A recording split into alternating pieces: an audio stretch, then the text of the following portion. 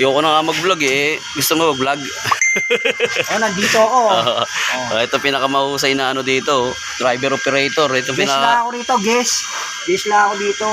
Ito yung pinakabuhaya sa amin dito lahat sa area. Hindi na ako buhaya. Dragon na ako. Dragon na.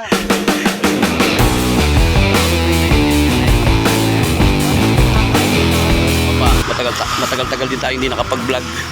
Wala na, busy eh. Coding pala namin ngayon. Gagawa kami ng jeep. Hintay na kami na airpad. Check up kami ngayon. Late na. Iwigil kasi yung mga gulong. Check upin namin kung ano sira na ito. Kung kingpin ba o sa may ano niya, sa may mismong sa manibela na. Check up. Papalitan ko na rin itong ano, siraan na kasi yung ano niya eh, yung reader niya eh, para malaman mo kung kumakarga yung baterya. Titingnan ko kung ano pa to. Bago to eh, binili namin to dati pero hindi pa nakikakabit eh. Kakabit ko yan mamaya katropa. Medyo marami-rami tayong check upin ngayon.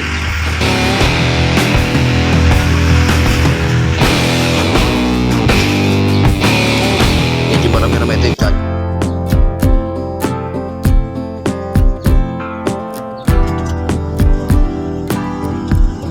Kung natin baklasin yun, kailangan tanggalin muna natin to. Baka mamaya makuryente tayo eh. Delikado. So natin tatanggalin to. Dito na lang. Paluwag na naman siya.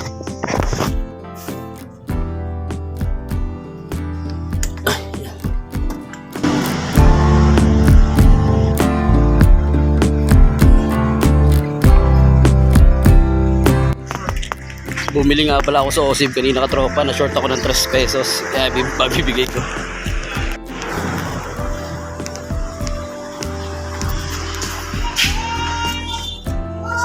Si pare. Yun. Par. Short ko kanina. 3 lang naman yan.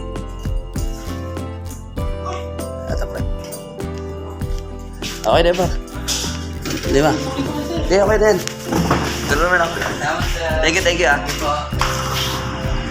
Alright. Proba. Ang bait ng cashier doon. Kahit short ka eh, ano, okay lang. Parang sari-sari store lang talaga. Back to work.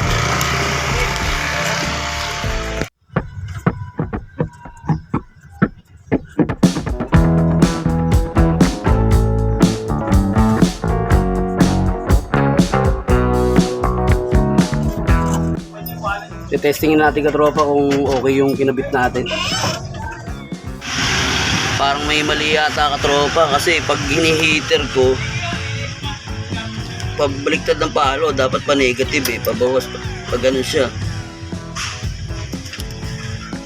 Dapat pakaliwa ang palo eh. So kaya ang ano nito. Kasi pag ano normal yan dati, pagka ano yan, pag ini-heater mo, dapat sa negative pupunta kasi magbabawas ng ano eh. Ito padagdag eh, oh. Baka pag umandar to, pabawas yung baterya eh. Kasi babaliktad yung palo eh. Okay kaya to? Okay lang ako nang dalhin talaga sa ano, sa mahusay na gumawa talaga. O baka yung amperes mismo yung sira. Hindi natin alam katropa, pero testingin natin. Kumislap katropa pagka ano ko, pagka start ko. Mukhang ano, grounded siya, grounded. Silipin natin, parang narinig ko dun sa may starter eh. Baka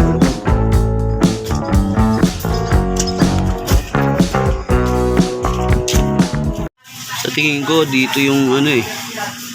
Kasi ito, yung wire na itong maliit na to. Nakita nyo ba? Ayan o. Itong wire na tong maliit na to, parang maluwag. Siguro kaya baka dyan nag-ano. Siyempre malakas ang kuryente dumadaloy dyan pagka ini-start mo yan eh. Siyempre baka maluwag siya, kaya siguro nag-i-spark. Let's see, tingnan natin katropa. Katropa, yan na ba sinasabi ko? Hindi nagkakarga, pabawas pa. Imbis na pakanan eh, pakaliwa eh. Patay ulit.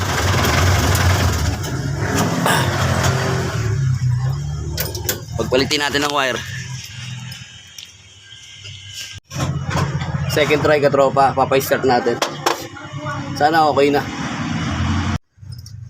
Yun katropa. Yan, dapat ganyan talaga palo niya. Pa-negative. Ibig sabihin, okay na siguro yung wire ngayon. Ngayon subukan natin pa-start din. Kailangan pakanan yung palo niya pag umi-start para kumakarga siya. Yun.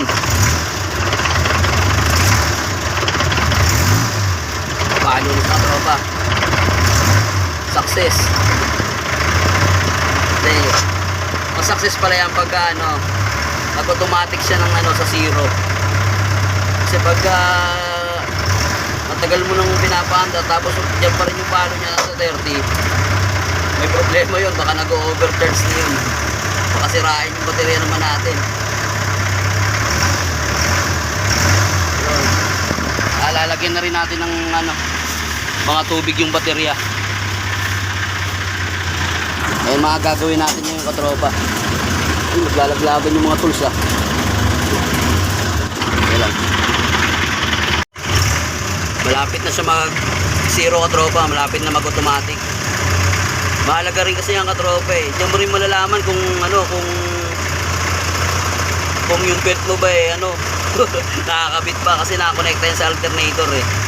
Ibig sabihin, kahit pag hindi pumalo yan, pwede mo rin malaman kung putol na pala yung fan belt mo, kaya na hindi pumapalo, kaya hindi gumagana yung alternator mo. Kaya importante rin talaga yung ano na yan, circuit ampere na yan ng para sa baterya. Ngayon maglalagay naman tayo ng mga tubig sa baterya. Check natin kung meron pa mga laman itong mga to. Meron pa naman. Goods pa.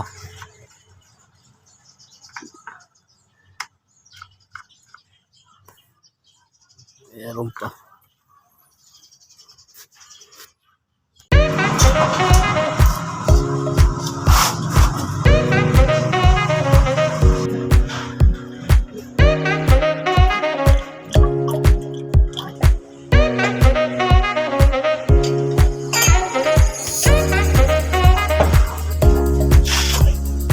Ibaklas ko na yung brake drum. Wala naman siyang basa, pero pag pinipreno mo nangangabig sa kaliwa. Ibig sabihin wala naman siyang basa. Ibig sabihin nakakapreno to ng maayos. O baka ayaw lang kumapit nung yung lining, kasi bago tong lining na ginabit namin eh. Kasi yung brake drum namin parang na rin eh. Parang bagong panganak, yung madaming kamot. Kaya siguro hindi masyado lumalapat yung brake drum kasi bago yung lining namin eh. Kaya siguro nangangabig. Yung iniisip ko, basa to ng fluid, hindi siya kumakapit. Pero baka doon nga lang. Kaya babalik ko na lang ito katropa. Wala palang kala ko tagas yung fluid eh.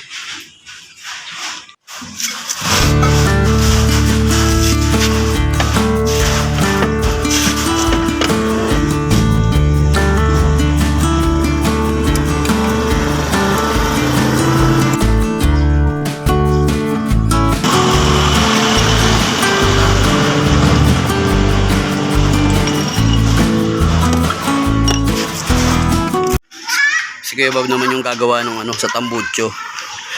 Sumisingaw na kasi yung usok dito eh. So may manifold niya. Ayun ang papalitan ni Kuya Bob.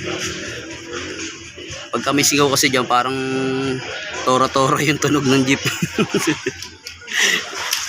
kailangan ng ano eh, special tools dun eh. Mahirap kasi baklasin yun. Kaya kailangan ng ano, mahabang ano,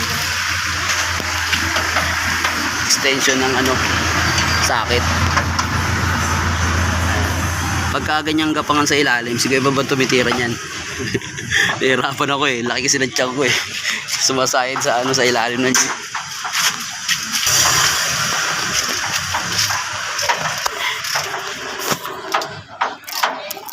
Kuya Bobby in action.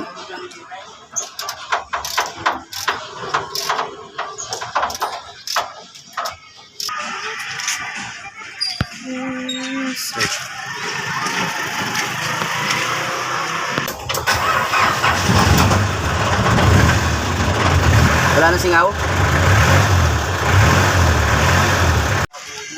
Ayoko na nga mag-vlog eh. Gusto mo mag-vlog? Oh, nandito ako. Ito pinakamahusay na ano dito. Driver operator. Ito Guess lang ako rito, guess. Guess lang ako dito. Ito yung pinakabuhaya sa amin dito lahat sa area. Hindi na ako buhaya. Dragon na ako. Dragon na. Sobrang dragon. Di naman, nakakonfine na yung jeep niya ngayon. Tatakaan ko naisip ko. Naalala ko yung holiday. Naku po. Ano nga, panakuna ko po. Maganda naman biyahe pag holiday ah. Pag ano na, tapo na, namamasyal na yung mga ano, tao. Holiday. Kaso, Marami rin ano eh. ano, Marami rin jeep niyan eh. Iba pa rin talaga yung ano. Yung normal. Yung walang holiday. kung kailan nga medyo bumaba yung diesel, parang humirap Oo yung nga. biyahe, no? Parang di ramdam. Yung alam yung pataas ng pataas eh. Bagay ga. Nilipit din ng pataas ng pataas. Marami rin hindi kasi bumabiyahe noon, kaya kahit Ngayon, bumaba konti, ang dami nang bumabiyahe. tama, nagsumpong ka ng mga motor. Tinan mo sa sobrang init oh. Na-heat stroke na rin yung ano eh, yung radiator eh. May dextrose na. Tamad eh. Ang hirap pa naman buksan ng hood namin. Di tornilyo. Kaya kailangan ano, may bawang ka laging ano, 14 eh. Ay siya, shape yan. Minsan man yung takip lang yan. Bukas makalawa. Pero baka nakakasira din ng alternator yun eh, no? Kasi lagi nababasa ng ano, no? Pag mag-ano ka. Ito. Hindi, pag mabaw, siyempre alternator mo laging nababasa pa. Saan yan ang tubig yung makina? Tama ka. Hindi, minsan siyempre baka may gas-gas na yan dyan, pasukin ng tubig. Naka-design din yung alternator na yan.